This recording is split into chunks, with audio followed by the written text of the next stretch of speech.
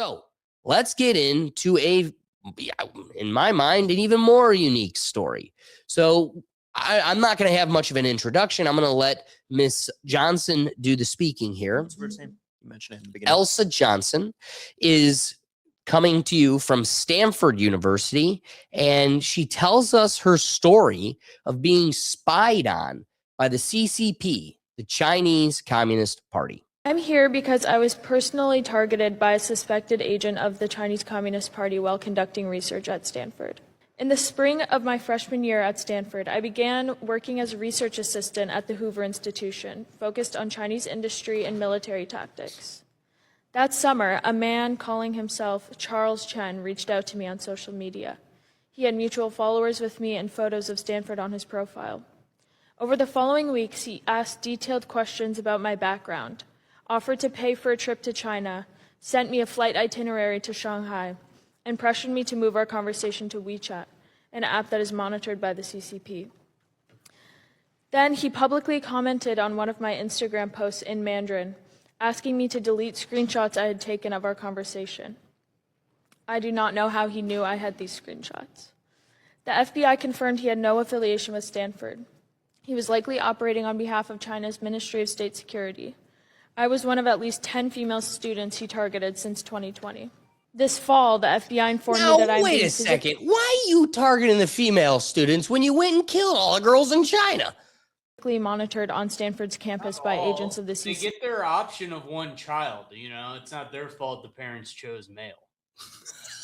Jesus, dude. This fall, the FBI informed me that I'm being physically monitored on Stanford's campus by agents of the CCP, and that my family is also being watched. The university has not established a reporting mechanism for transnational repression. It has not provided resources for students targeted by foreign governments. Stanford has the resources to build these systems. The question is whether the university has the will. And the first question you should ask is, why do these universities lack the will to make the protective mechanisms for their students? Cold hard cash. Cash, baby, cash. Now, it is funny. For the sake of DEI, they can discriminate against the Chinese students. But we're going to figure out a way to get... Well, we love white women. That's what they said. Yeah. That's them, not me. I caught myself. It was good. Anyway, what I'm getting at is we can discriminate against China for whatever reason, but then we can't discriminate in any other way. And we actually do the reverse of that, the inverse of that. That being said, though, when they do get into the university, ask yourself why the universities are allowing it to occur. You nailed it. Money. Where's that money coming from? When we look at, like, Doug and I went to Miami University, it was crazy how much of that campus was slowly evolving into donated buildings paid for by China. And that's like one of the higher end public colleges, public schools public universities in Ohio. I remember watching the Chinese blatantly break the no smoking on campus rule and never getting in trouble. Never. Because again, that's just culture. It's culture. Yeah. Let them. Yeah. I joined. I am too. I am Asian too. I'm like Butters and Cartman in that one episode of South Park. Trey Ready, what? Thank you. Where's Ricky at? Ricky got called into work. Curb Shocker is going to leave us. We lost Brad Richardson. Thanks for joining, Brad. Good seeing you, Brad. We love you as always. Yeah, no, we got Ricky just sitting in the green room. I just won't bring him in. Ricky, stay back. Stay. He wasn't wearing the cowboy hat. Ricky, you put the cowboy hat or we're not putting you on screen. Be outside. I think this is crazy, the level at which they were able to spy on this girl. The fact that they said delete the screenshots, I would be terrified. Dude, the amount of pictures of my taint I would immediately take. Take this. I'm just thinking of the worst thing I could give them. Xi Jinping. Exactly. This is for you. Take this home to daddy. Just what it. the toilet bowl. What else can I come up? Dude, I'm getting creative. The second I'm like, oh, you want pictures? You've never met a rage baiter like me. I like to play this game. Oh, I'm spying on you now. I don't know where you are or what you're doing. Pictures of Uno reverse cards. Oh, that'd be the best. That's a good one. See, Brad's still here. We love him. Well, we got screens. Yeah, seriously. Doug, what do you think of this story? I mean, this is just a unsuspected. I mean, this girl's obviously got to be brilliant. But 10 girls just candy picked out of Stanford University. I'm sure they're not picking the girls that are showing up 50 minutes late with their Starbucks. I'm sure this girl's developing something, if not in the cutting edge of computer science or something. So, I mean, what are the ramifications? Like, what do you think of this when you see an unsuspecting young university student being spied on by a socialite at their university? I mean, they mentioned that, or she mentioned that she was working on something specifically about China with the government or whatever, like however she phrased it, but that was a government thing. So it's like, okay, now you have reason to question why a random guy is trying to pay for a trip for you to go to China. Great point. The average guy doesn't just throw a trip to China at you. That's not an average thing that happens. Guy's got a point. Yeah. Guy's got a point. Hit that one out of the park, man. I could see Doug going to Stanford and then he's like, I'll fly you to Cleveland. Yeah. Exactly. I'll take you to Cleveland. Have you been in the corner of Carnegie in Ontario?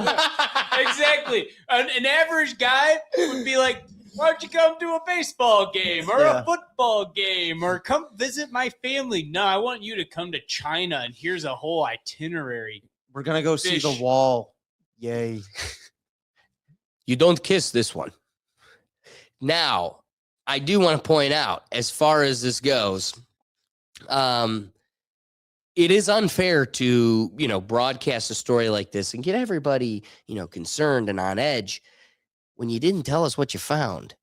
Like, what is the thing you researched on China? Well, I know what's crazy is an hour before this, I was reading a tweet about another nuclear physicist in this country went disappeared. It's like the 10th one in like the last in this country. Yeah, the amount of scientists, NASA workers, yes, and space experts that have just disappeared, and this brought that to mind.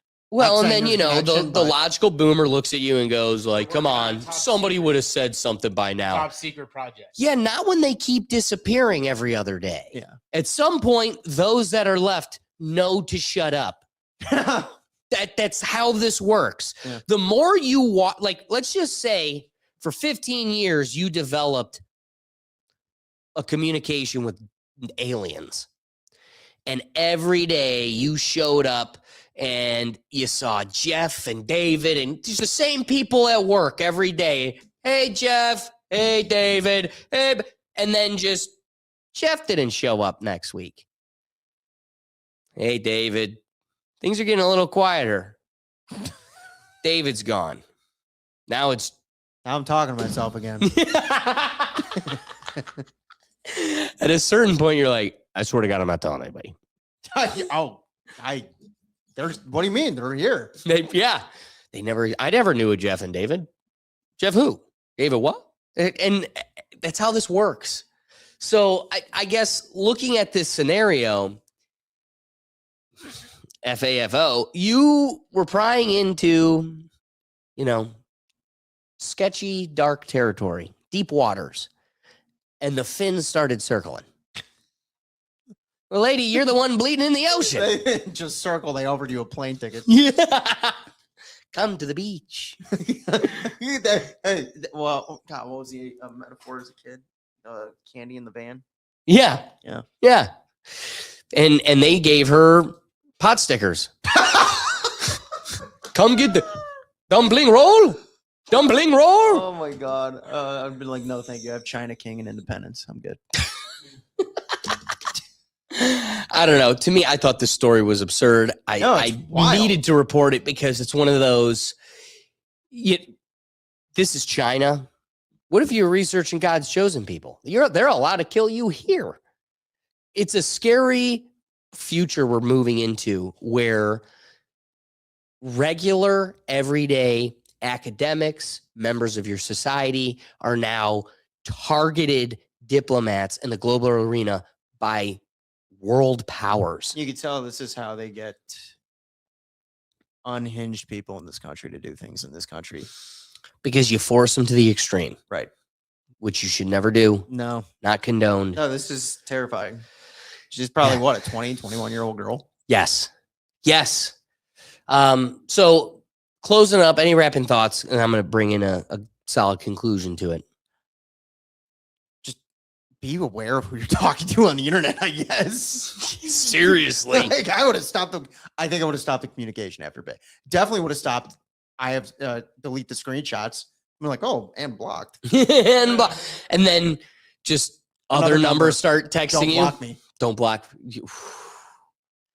Dude, I'm changing my name. I would have been at the police station. I mean, yeah, I'm What's the a squatter here now, man. What's the opposite of China? Do you go to Mexico?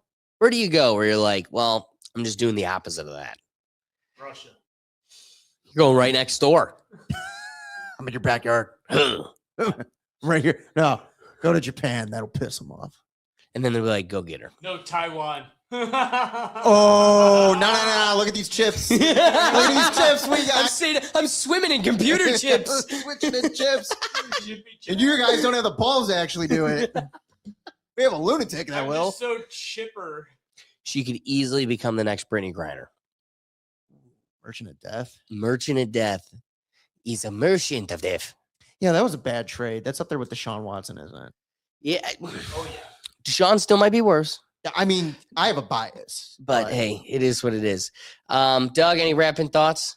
No, I think there are pretty obvious signs. Let's just say she's smarter than some of those people now when every company has to like tell you the obvious things to look out for in a phishing email. She's smarter than those people. Dude, she fell for every red flag. You can tell that's a girl that loves every red flag that's thrown her way. Hey, she didn't go to China though, so No, yeah, no well, I red mean, flag. come on. The That's a final hard step. sell. It was she followed every candy piece to the van, but she's like, no. No, Dare told me not get in the van. no, Dare that lion told me not to get in that car. I did have a couple pieces of candy that had baking soda in it, but I'm She not got it getting in as the van. far as that guy that did that interview that said make fun of Kim Jong-un. He's just like, oh, I got nothing. Got I nothing. got nothing here. So when you step back from this story, it's easy to focus on the headline. One student, one university, one alleged case of surveillance. But that misses the bigger picture because this isn't really about one person. It's about the reality that borders don't mean what they used to mean.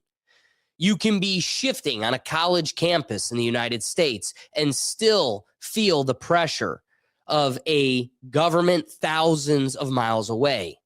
That's the shift, because influence today doesn't just travel through armies or diplomats. It travels through technology, networks, and proximity to people. And when that influence reaches into places that are supposed to be open, free, and protected, like universities, it raises a much bigger question. Where does that reach stop? Because if it doesn't begin to feel like what they say, who they talk to, or what they study could follow them beyond borders, then the environment itself changes. People don't need to be told to stay quiet. They start doing it on their own. And that's where the story becomes more than just surveillance. It becomes about self-censorship, pressure, and the subtle ways control can exist without ever being visible. Now, to be clear, not every claim is proven and not every situation is what it seems. But the fact that these concerns are even being raised at this level and the universities aren't really stepping to the plate tells you something important. We're entering a world where influence doesn't have to be obvious to be effective. It just has to be felt. And the real question going forward is simple. Can open societies stay open if the pressure of closed systems are still able to operate inside them? Because if that line starts to blur, you don't lose freedom all at once. You lose it quietly, one decision, one hesitation, one silence at a time. So